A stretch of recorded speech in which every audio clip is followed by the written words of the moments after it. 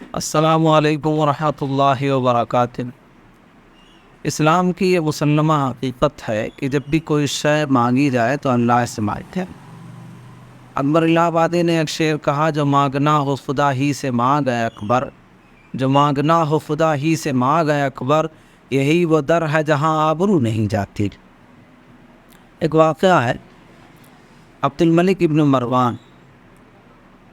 بیت اللہ شریف کا طواف کر رہے، اسی درمیان سالم ابن عبداللہ ابن عمر فاروق رضی اللہ تعالیٰ عنہما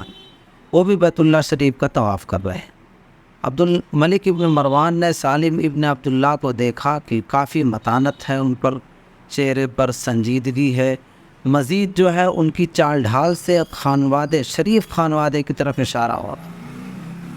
تو ان کو ایسا لگا مجھے معلوم کرنا چاہیے، جبکہ ان کے کپڑے میلے کچیلے تھے، لیکن چہرے مہرے سے اور حرکات سے آپ بہت متین اور سنجیدہ نظر آ رہے تھے۔ تو اپنے خادم سے عبد الملک ابن مروان نے کہا کہ اس نوجوان سے پوچھو یہ کون ہے۔ تو اس سے پوچھا گیا تو انہوں نے تفصیل بتائی، تو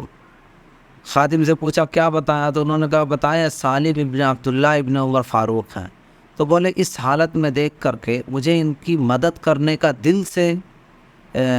ارادہ ہے اور دل سے خواہش جنم لے رہی ہے کہ میں ان کی مدد کروں۔ بہرحال ان کو بلایا اور کہنے لگے کہ ایسا ہے کہ آپ کے میلے کچیلے کپڑے دیکھ کر کے، آپ کو اس حالت میں دیکھ کر کے میرے دل کی خواہش یہ ہے کہ آپ کی کچھ مدد کی جائے، آپ جو چاہیں طلب کریں آپ کو دیا جائے گا اور آپ کو میسر ہوگا۔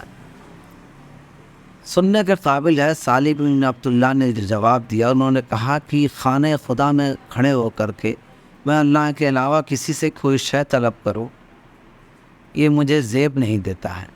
اور شاید آپ کو بھی زیب نہیں دیتا کہ آپ ایسا کہیں۔ بہرحال خجالت سے عبد الملک ابن مروان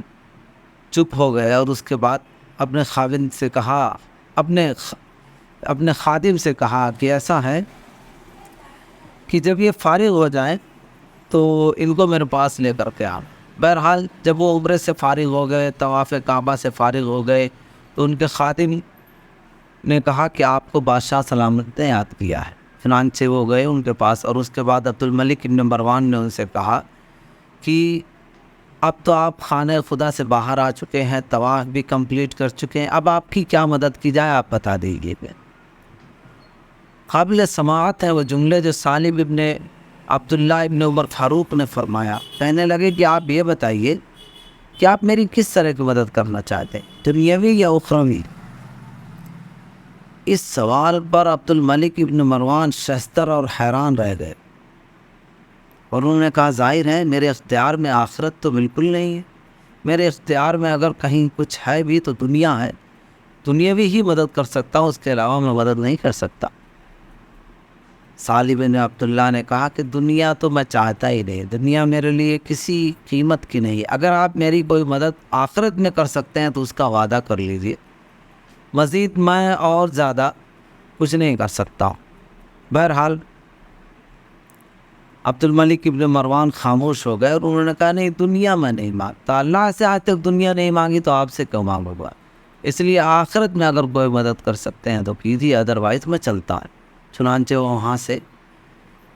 چل پڑے اور اپنے گھر آ گئے۔ کہنے کا مطلب یہ ہے کہ کسی کے سامنے ہاتھ دراز کرنے سے اس حقیر سی دنیا کے لیے اپنی ویلو گھٹانا، اپنی عزت کم کرنا